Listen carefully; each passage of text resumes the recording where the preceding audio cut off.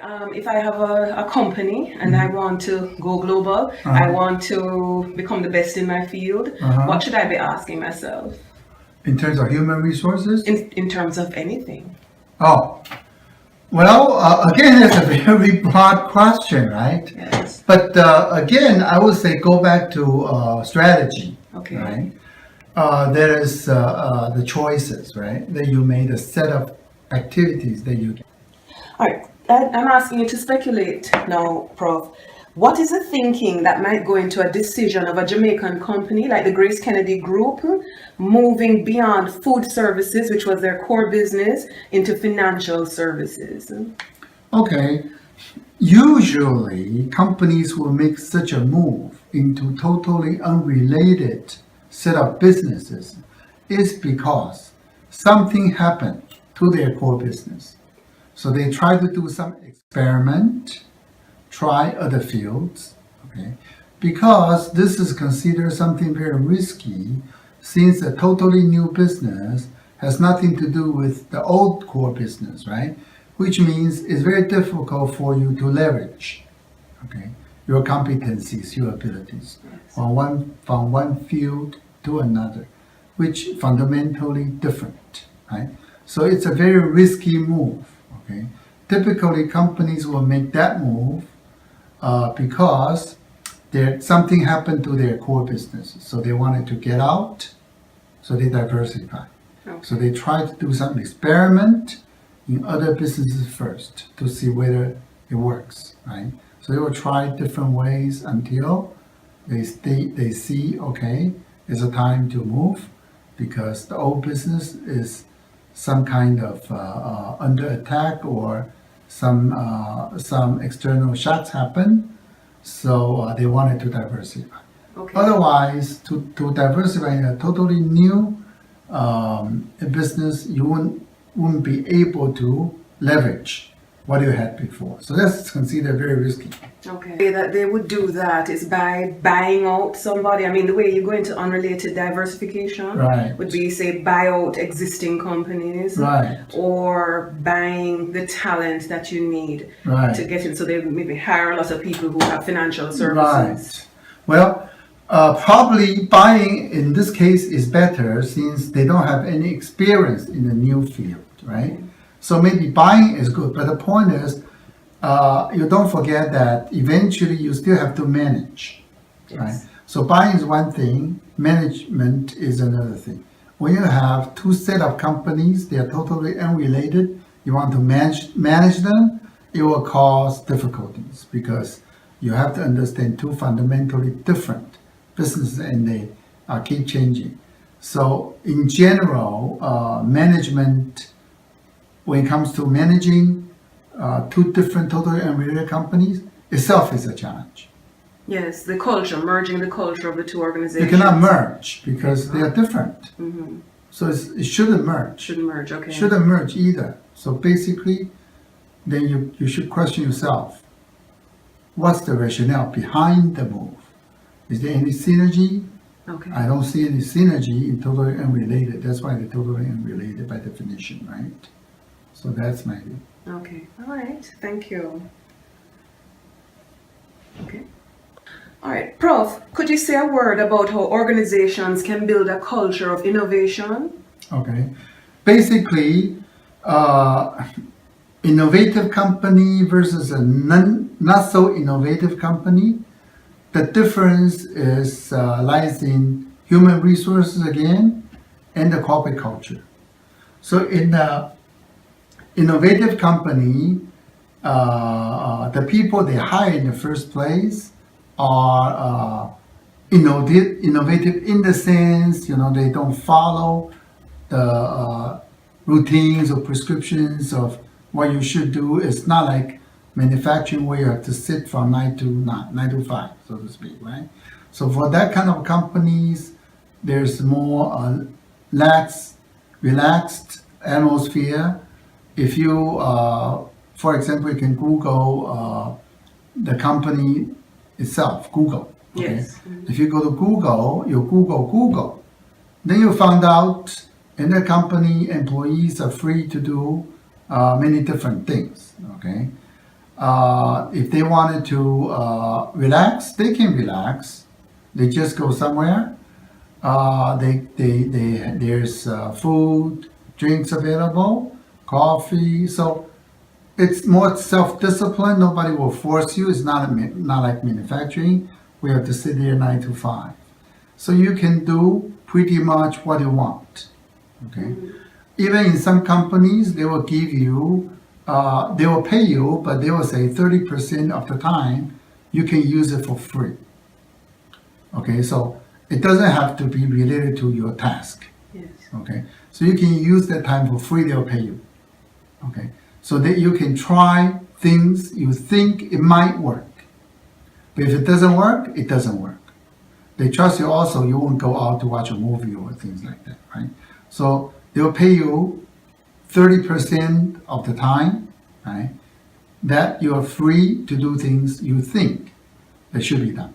Okay. So it's more like a culture also, right? Yes. Of course, kind of people you hire should be more innovative rather than like the people you hire in manufacturing. You know? But in a country like Jamaica, where we have traditionally not been like that, our school system doesn't celebrate innovation and free thinking. We're quite ordered in terms of, in a country that has that kind of tradition. Right. How do we develop into something that is more innovative, a more innovative ethos? Right.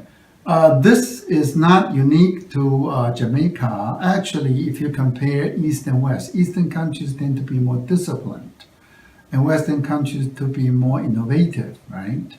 So many people talk about this, and they believe this can be traced to the school system, okay? Because students in the East, I think to a certain extent in Jamaica also, they are more follow. They follow, right, the instructions. Followers, yeah. Yeah, they are followers. They follow what teachers told them to do. So basically, this is kind of against a culture thing, right? For that, unfortunately, not just in this country, people talk about it. If you go find information, find out a lot of Eastern countries, including China, Japan, Taiwan, Singapore even, also talk about it. Okay. And yet they have done so much better than we have. No. I would not know because I'm new here still. I would not know the innovative dimension of this society. But I can tell you about Singapore. Singapore is actually, they think themselves are not innovative at all. Okay. Singapore regard themselves not innovative at all. So they wanted to change also. The reason why they do very well is not because they are very innovative now. They do very well because they are very, very efficient. That's the hallmark of the society. The society is super efficient. It's not because they are very innovative. As a matter of fact, they always complain that they are not being innovative. So they want society to be more innovative. Okay. Right. So the reason why they do well is not because they are innovative, no. They criticize themselves as not being innovative. That because the society is super efficient. That's why they do very well. So do you think we have more chance in Jamaica of becoming more efficient or more innovative? Given what you've seen here so far. To a certain extent, there's some conflict between these two dimensions. Yes, so nobody can be all good in all dimensions, right? They'll be asking too much. Yes. So efficiency itself is something very valuable also. Do you see that in Jamaica? I know that you have said that you've seen potential here, and I wanted to ask you about that. What potential are you seeing? What would you think that we need to do? No, for example, Jamaica as a country has, compared to Singapore, Singapore, the key advantage of Singapore is its port, it's the transportation center. Yes. But Jamaica is also situated as a very good strategic location. Okay. Yes. So, for that, Jamaica also has what Singapore has. But then Jamaica has other things, right? For example, Jamaica has a very good endowment, Blue Mountain, right? So Blue Mountain coffee is something very nice. But isn't that owned by the Japanese? But that's another thing is from this country. The reason why I own it because they invest. Anybody can invest. You can go to Singapore to invest also. You can go to Japan to invest. You can go anywhere to invest, right? For example, Chinese are well known for the tea. You can invest in China, right? That's a matter of investment. But what I'm saying is, Blue Mountain is in Jamaica. So in a sense, Jamaica is endowed with something that Japan or Singapore doesn't have. Okay. Right? That's my point, right? Okay. Whether they own it or that's a different story, right? Because this place is endowed with something, resources that they don't have, right? For example, tourism, okay, is very popular here because it was endowed with nice weather, nice beaches and all that, right? So Singapore really doesn't have what Jamaica has. Okay. So Jamaica actually has more advantages compared to Singapore. So Jamaica needs to be more efficient to use it. Okay. Of course, it's also very good if it's at the same time very innovative, but it will be asking too much. Well, maybe half the population can innovate and the other. No, it's not. You can never separate to half, right? Okay. It's the whole culture thing. Okay. What I'm saying is efficiency itself is very valuable already. Yes. Mm-hmm. Okay. So you can forget about innovativeness in the beginning. You try to be efficient first. Okay. Once you're efficient enough, then you can think about that. Okay. Wow. Okay.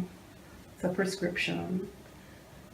All right, so my next question is, what would a leader ask herself in thinking about an organization's strategy? I mean, you understand many different kinds of organizations exist here. Well, it also depends on, this is a more general question. It really depends on which industry you are in, the scale of the company, because a company needs to go to different stages. Yes. At different stages, need to do different things. In the beginning, you don't need a lot of strong governance, for example. It can be free, can be more flexible. As the company grows, structure-wise, you need to have, some, not like as free as before, right? The role should be there and the job prescription should be there, more formalized in that way. So it went through different stages, and also depends on which industry are you in, right? And some companies can grow very fast. Other companies just stay put for a long time. So, but in general, no matter what the situation, I would advise, number one, you think about competitiveness. Number two, you think about this, the ability to implement your plan to be competitive. So number one is thinking how to be competitive. Number two is implementation. How to implement what you think in order to be competitive. So 2 dimensions. Number one, thinking. Number two is doing. Okay. But have this competitiveness in mind. Okay. So, how can students who are HR practitioners and researchers into organizational behavior help regional companies to realize the potential that you see? I guess the researchers can help in the sense of doing consultancy in terms of writing relevant articles. May not be academic, but more practical-oriented articles to help the practitioners to think. Okay, so that's what the researchers can do, right? So, for example, they can write about the best practices, of HR or organizational development, what they see, what they read from other parts of the world, so they can be able to compile some experience from outside, and in that way, practitioners can be benefited from it. And for the students, then they need to go to work in the industry in the capacity as an HR manager, for example. Then they need to know that HR, like people, is really about, I would not say even for high tech, I would say for all kinds of companies. People are number one, most important. So they have to be very familiar with the HR functions, all the way from recruiting to exit. So all the steps, they need to know how to recruit, what kind of people they need to recruit, the training, the developing of human resources. Managing performance. Yeah, all this, they have to be an expert in that field. Yes. So that they can help. Okay. All right. Wonderful. I can give some examples, some personal examples. Okay. Right?